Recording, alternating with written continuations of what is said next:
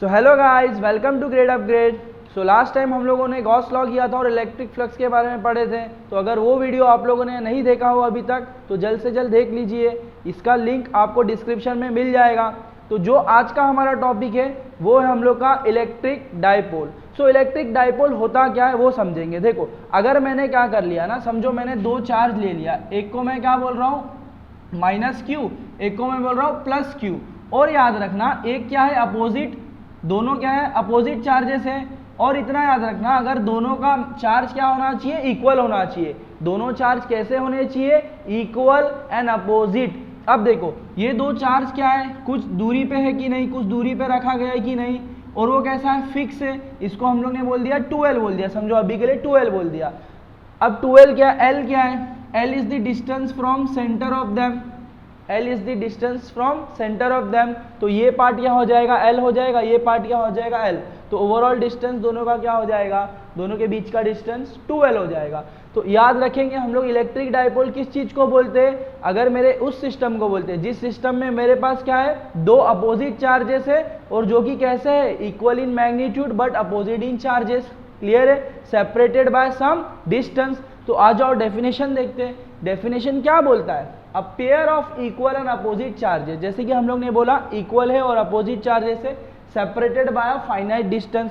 कैसा डिस्टेंस होना चाहिए, बीच में सेपरेशन कितना होना चाहिए, फाइनाइट होना चाहिए, ज्यादा भी नहीं होना चाहिए। अगर ज्यादा रहेगा क्या हो जाएगा, हम लोग का वो एग्जिस्ट ही नहीं करेगा। तो ये ध्यान रखो कैसा रहना चाहिए, फाइनाइट डिस्टेंस रहना चाहिए। अब फाइनाइट डिस्टेंस तो हम लोग बोल रहे हैं, लेकिन वो डिस्टेंस कभी भी ये समझ के चलो कैसा रहता है, छोटा ही डिस्टेंस रहता है, ज़्यादा बड़ा डिस्टेंस नहीं होता। क्योंकि अगर ज़्यादा बड़ा डिस्टेंस रहेगा तो हम लोग का वो इलेक्ट्रिक डाइपोल एग्जिस्ट ही नहीं करता। तो इस टाइप के सिस्टम को हम लोग क्या बोलते हैं, पेयर ऑफ चार्जेस को जो सेपरेटेड कुछ डिस्टेंस है, इसको हम लोग बोलते हैं इलेक्ट्रिक डाइपोल। क्या बोलते हैं, इलेक्ट्रिक डाइपोल। तो इतना क्लियर है। चलो अब देखो कुछ टर्म्स होते हैं यार इलेक्ट्रिक डाइपोल से रिलेटेड, कुछ टर्म्स होते हैं, वो टर्म्स को समझते हैं। अब पहला क्या है हम लोग का, एक्सिस है। क्या है, एक्सिस। तो एक्सिस क्या होता है वो देखो, अगर मेरे पास दो चार्जेस हैं, मैं बोल रहा हूँ मेरे पास दो चार्जेस है, मैं क्या करता हूँ ना, एक लाइन जो दोनों चार्ज से पास हो। अब इधर ऐसा कौन सा लाइन है जो एक इन दोनों चार्जेस से पास हो, बोलो। एक ही लाइन तो पॉसिबल है, देखो ये वाला, हाँ या ना। तो ये लाइन जो इन दोनों चार्जेस से पास हो रहा है उसको हम लोग क्या बोलेंगे, बोलो, एक्सिस ऑफ इलेक्ट्रिक डाइपोल। क्या, axis of electric dipole. So axis of electric dipole is nothing but line passing from the two charges. Clear है। अब इक्वेटर क्या होता है, इक्वेटर होता है line passing through the centre. देखो ऐसा लाइन जो कि क्या हो, ऐसा लाइन जो कि कहां से पास हो, बोलो, जो कि कहां से पास हो, सेंटर से। किसके, सेंटर से, इलेक्ट्रिक डाइपोल के सेंटर से। और कैसे पास हो, बोलो, उस एक्सिस को परपेंडिकुलर। मतलब इक्वेटर को हम लोग क्या बोलेंगे, equator is a line which passes through the centre of electric dipole and it is perpendicular to the axis of the dipole. Clear है। तो इस लाइन को हम लोग क्या बोलेंगे, इक्वेटर बोलेंगे। तो मुझे इतना बताओ, क्या मेरे पास इक्वेटर में कितना लाइन पॉसिबल हो सकता है, मैं बोलूंगा इनफाइनाइट हो सकता है। कैसे, देखो, अगर समझो मैंने इस एंड पे नेगेटिव चार्ज ले, समझो इस एंड पे पॉजिटिव चार्ज ले लिया, इस एंड पे नेगेटिव चार्ज ले लिया, इक्वल मैग्नीट्यूड के, ये इक्वल मैग्नीट्यूड के। हम लोग ने इन दोनों के बीच में डिस्टेंस क्या रखा है, फिक्स रखा, जिसको मैंने बोल दिया 2L। समझो अब इसका सेंटर ये है। तो मुझे बताओ क्या एक्सिस को हम लोग क्या बोलेंगे, दोनों के सेंटर से पास हो और इन लोग के एक्सिस के परपेंडिकुलर। तो कितना लाइन पॉसिबल है यार, देखो कितना लाइन पॉसिबल है। अब मैं अगर ऐसा लाइन ले लूंगा तो ये भी पॉसिबल है, ऐसा लूंगा वो भी पॉसिबल है, ऐसा लूंगा तो वो भी परपेंडिकुलर है, सेंटर से पास हो रहा है। तो हम लोग बोलेंगे ये क्या करेगा, हम लोग के पूरे प्लेन में क्या होगा, ऐसा एक्सिस इक्वेटर वाला लाइन पॉसिबल है कि नहीं। तो हम लोग बोलेंगे equator can be infinite, equator can be infinite. लेकिन अगर हम लोग क्या बोलेंगे, किसी हम लोग प्लेन में अगर डिफाइन किए हुए कि हम लोग का इलेक्ट्रिक डाइपोल इस प्लेन में, तो हम लोग बोलेंगे उस प्लेन वाले पेपर में, या जिस प्लेन में हम लोग का इलेक्ट्रिक डाइपोल एग्जिस्ट कर रहा है, वो प्लेन हम लोग क्या, वो प्लेन में जो लाइन रहेगा हम लोग का, उसी को हम लोग क्या कंसिडर करेंगे, इक्वेटर कंसिडर करेंगे। क्लियर है। चलो अब नेक्स्ट टर्म क्या है हम लोग का, इलेक्ट्रिक डाइपोल मोमेंट। देखो डाइपोल मोमेंट जिसको हम लोग डिनोट किससे करते हैं, P से करते हैं। क्या बोल रहा हूँ मैं? Dipole moment. अब डाइपोल मोमेंट होता क्या है ना, डाइपोल मोमेंट मैथमेटिकली क्या होता है, देखो ऐसा होता है, it is a product of charge of any one charge, मतलब क्या बोलेंगे, product of charge and the distance between them, मतलब कोई भी एक चार्ज ले लो, उसका प्रोडक्ट कर लो किसके साथ में, बोलो डिस्टेंस बिटवीन देम, तो इसको क्या बोलेंगे हम लोग, डाइपोल मोमेंट। क्या है? Q into 2L। अब देखो यार, इधर हम लोग ने वेक्टर लगा के रखा है, सो हम लोग का जो डाइपोल मोमेंट होता है ना, वो कैसा क्वांटिटी है, वेक्टर क्वांटिटी है। अब इसका डायरेक्शन क्या होता है फिर, 2L, ये तो लेंथ है यार, लेंथ को हम लोग ने क्या बोल दिया है, इधर वेक्टर बोल दिया है। तो इतना याद रखना, इसका क्या है ना, साइन कन्वेक्शन है। हम लोग क्या अज्यूम करते हैं, हम लोग अज्यूम करते हैं कि जो मेरा P का डायरेक्शन कैसा रहता है, बोलो, always from negative to positive, always from negative charge to positive charge. तो direction of dipole moment is from where, minus charge to positive charge, या बोलेंगे negative charge to positive charge. इतना ध्यान में रहेगा सबको। चलो, अब क्या इसका कुछ यूनिट भी है क्या ये क्वांटिटी का, तो बोलेंगे हाँ है। क्या है, देखो यार, इधर कूलम है, इधर क्या है, मीटर आ जाएगा, तो बोलेंगे कूलम मीटर। और एक इसका नाम बोलते हैं हम लोग जो यूनिट को, इसको हम लोग बोलते हैं डी बाय। क्या बोलते हैं? डी बाय बोलते हैं। अब डी बाय कितना होता है ना, अगर कूलम मीटर में बोले हम लोग, इसका एक और यूनिट होता है डी बाय, उसका अगर हम लोग बोले कूलम में कितना वैल्यू होता है, तो उसका वैल्यू कितना होता है, बोलो 3.33 इंटू 10⁻³ कूलम मीटर। कन्वर्जन है ये दोनों के बीच में, क्लियर है? सो चलिए आगे बढ़ते हैं नेक्स्ट पार्ट पे। अब हमारे नेचर में दो टाइप के मॉलिक्यूल्स होते हैं, एक होता है पोलार मॉलिक्यूल और एक होता है नॉन पोलार मॉलिक्यूल। अब पोलार मॉलिक्यूल मतलब क्या, देखो यार, पोलार मॉलिक्यूल मतलब ऐसा मॉलिक्यूल ना जिसमें सेंटर ऑफ पॉजिटिव और नेगेटिव चार्ज क्या होता है, नेचुरली सेपरेटेड होता है। और नॉन पोलार उसको बोलेंगे जिसमें सेंटर ऑफ पॉजिटिव और नेगेटिव चार्ज क्या होता है, नेचुरली सेम रहता है, मतलब एक ही पॉइंट पे होता है। मतलब अगर हम लोग इसको समझने जाए तो कैसे बोलेंगे कि अगर मेरा एटम होता है, समझो मैंने कंसीडर किया H2O बोलते हैं, H2O, तो H2O हम लोग का जो होता है, ऑक्सीजन इधर है, तो इसका जो बॉन्ड बनता है हाइड्रोजन के साथ कुछ ऐसा बनता है, कुछ ऐसा होता है ये मॉलिक्यूल, हाँ या ना। अब मुझे बताओ, इसका कुछ पॉजिटिव चार्ज होता है और नेगेटिव चार्ज होता है, इसका भी कुछ पॉजिटिव चार्ज होता है और नेगेटिव होता है। तो क्या होता है ना कि इसका जो अगर हम लोग सेंटर ऑफ मास ले पॉजिटिव चार्ज का, तो वो कहाँ पर लाई करता है, बोलो, वो लाई करता है किसके साइड में, हाइड्रोजन के साइड में। तो जब हम लोग उसका सेंटर ऑफ मास निकाल देना चार्ज का, तो वो कहाँ पर लाई करता है, बोलो, हाइड्रोजन के साइड में रहता है। और जो नेगेटिव चार्ज रहता है ना, सेंटर ऑफ नेगेटिव चार्ज, वो कहाँ पर रहता है, ऑक्सीजन के साइड पे। तो अगर हम लोग देखने जाए तो इन लोग के बीच में कुछ ना कुछ तो सेपरेशन होता है यार। नेट, क्या बोल रहा हूँ, नेट पॉजिटिव और नेट नेगेटिव चार्ज के बीच में कुछ ना कुछ माइन्यूट सा डिस्टेंस होता है, कुछ सेपरेशन होता है। तो क्या इस सिस्टम को मैं इलेक्ट्रिक डाइपोल नहीं बोल सकता, क्या बोल सकता हूँ। हम लोग ने इलेक्ट्रिक डाइपोल में क्या पढ़ा है, यही तो पढ़ा है कि कोई भी दो चार्ज हो, कैसे हो, equal in magnitude but opposite in charge and separated by some distance. तो इस केस में भी तो ऐसा हो रहा है। तो यही होता है हम लोग के नेचर में, कुछ मॉलिक्यूल्स कैसे होते हैं ना, उन लोगों के बीच में सेंटर ऑफ मास सेपरेट होता है नेचुरली, और किसी में सेपरेट नहीं होता, मतलब कोइंसाइड करते हैं। तो ऐसे मॉलिक्यूल जिसमें हम लोग का सेंटर ऑफ मास क्या होता है, सेपरेट होता है, उसको हम लोग बोल देते हैं पोलार मॉलिक्यूल्स। सो ऐसे मॉलिक्यूल जिसमें हम लोग का सेंटर ऑफ मास क्या करता है, कोइंसाइड करता है, तो उसको हम लोग बोल देते हैं नॉन पोलार मॉलिक्यूल्स। क्लियर है? अब देखो, पोलार मॉलिक्यूल्स का एग्जाम्पल क्या हो गया, हम लोग का वाटर हो गया, अमोनिया होता है, सल्फर डाइऑक्साइड होता है और NaCl होता है। NaCl मतलब हम लोग का सोडियम क्लोराइड।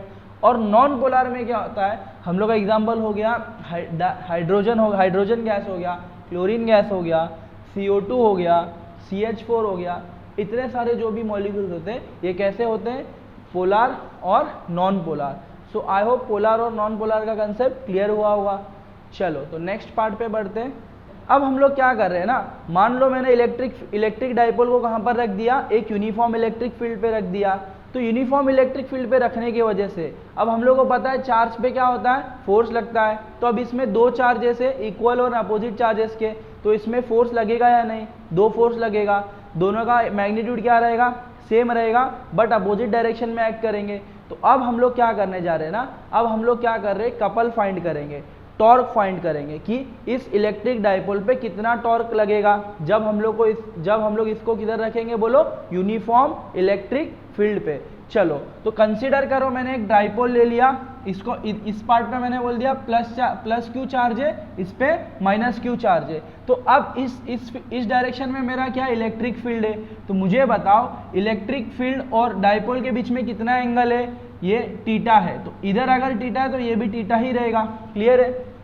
तो इस डिस्टेंस को हम लोग ने क्या बोल दिया, 12, सबको पता है। अब मुझे बताओ अगर हम लोग इसको इंडिविजुअल देखें, ये चार्ज को इंडिविजुअल देखा जाए तो इस पर कितना फोर्स लगेगा ये बताओ।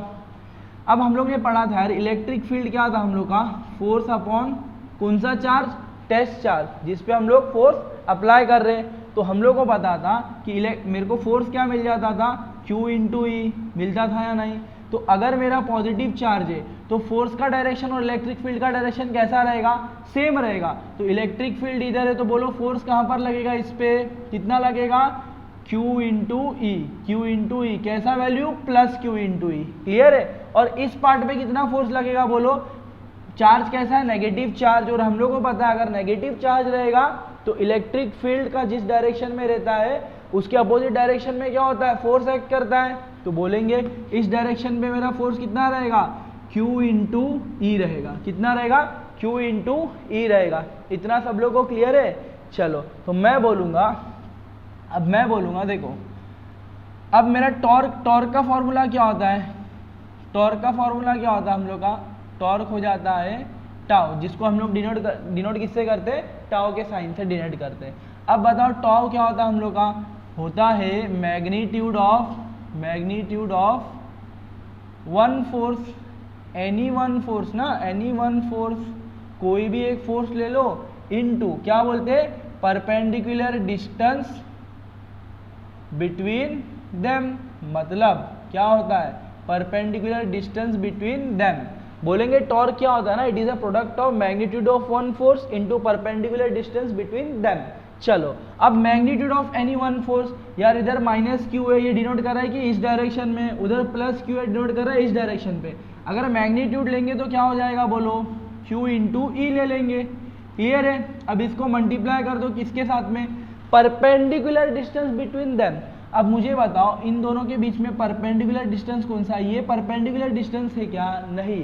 परपेंडिकुलर डिस्टेंस कौन सा है, देखो ये वाला पार्ट परपेंडिकुलर डिस्टेंस है ना। तो अब ये साइड फाइंड करना है तो मैं कैसे करूँगा, सिंपल। अब ये एंगल थीटा है तो मैं बोलूँगा साइन थीटा क्या होता है, अपोजिट अपॉन हाइपोटेनियस। तो अपोजिट क्या हो जाएगा, हाइपोटेनियस इंटू दिस एंगल, किसका, साइन थीटा का। तो बोलेंगे ये क्या हो जाएगा हम लोग का, 12 इंटू साइन थीटा। क्या हो जाएगा, 12 इंटू साइन थीटा। अब मुझे पता है देखो, अगर मैंने Q इंटू 12 को साथ में लिख दिया और E साइन थीटा को थोड़ा सेपरेट लिख देते हैं अभी के लिए।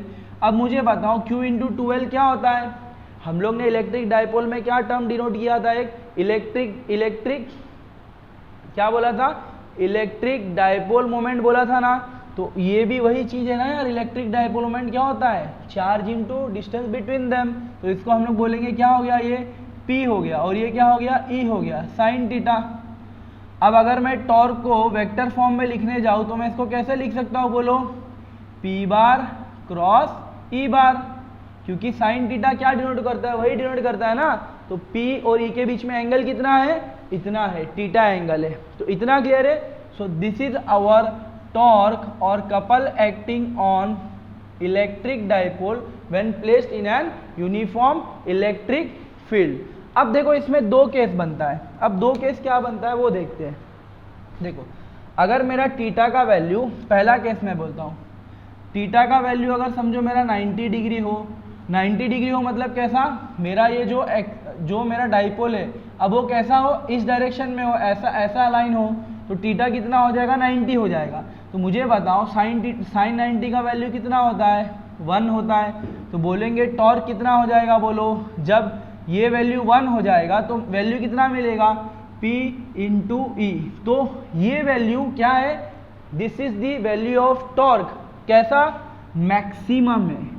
ये क्या होता है, मैक्सिमम वैल्यू होता है जो कि पॉसिबल हो किसका, टॉर्क का।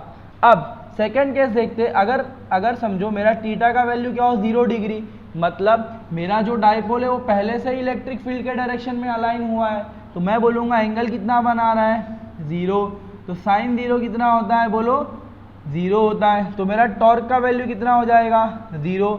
तो मुझे बताओ क्या 0 से भी कुछ कम वैल्यू हो सकता है? नहीं, अभी के लिए कितना हो गया हम लोग का 0, तो बोलेंगे this is the minimum value of torque acting on the body, acting on the electric dipole. Clear है? सो हम लोग दो केसेस देखा। पहले केस में बोलेंगे अगर हम लोग का इलेक्ट्रिक डायपोल परपेंडिकुलर है किसके साथ में, इलेक्ट्रिक फील्ड के डायरेक्शन में, तो बोलेंगे हम लोग का जो भी टॉर्क लगेगा इस केस में सबसे मैक्सिमम रहेगा, मैक्सिमम टॉर्क लगेगा। और जब अगर मेरा फील्ड के डायरेक्शन में ही अलाइन रहेगा तो बोलेंगे torque will be minimum and it value will be 0। Clear है?